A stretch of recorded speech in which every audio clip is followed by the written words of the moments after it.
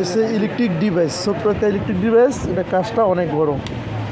যেরকম এখন অন হয়েছে, পাওয়ার অন করলাম, 5 সেকেন্ড পরে আপনার পাওয়ার আউটপুট হইবে।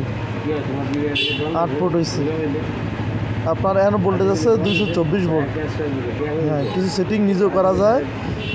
আর voltage, up voltage, down voltage, ampere নিজেই সেট করা যায়।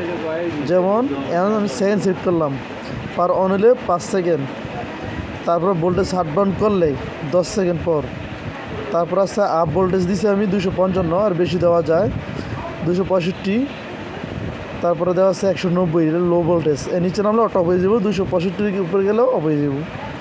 তারপরে দেওয়া আছে আপনার এম্পিয়ার। এম্পিয়ার দেওয়া আছে 32 এম্পিয়ারের উপরে গেলেও অটো অফ হয়ে যাব, নিচে হলে সমস্যা নাই। এখন অন করব আমি একটা সোনি জালি ফ্যান, 220 ভোল্ট অন করলাম। ভোল্টেজ আছে 206, এখন আছে 197। তারপর আছে 187, বন্ধ হয়ে গেছে। আমি 190 দিয়েছিলাম, 187তে বন্ধ হয়ে গেছে। তাহলে এটা কাজ করছে ডিভাইস। আপনাদের টিভি, ফ্রিজ, বাসা বাড়ি, কন্ট্রাক্ট, এগুলোর জন্য অনেক সেফট।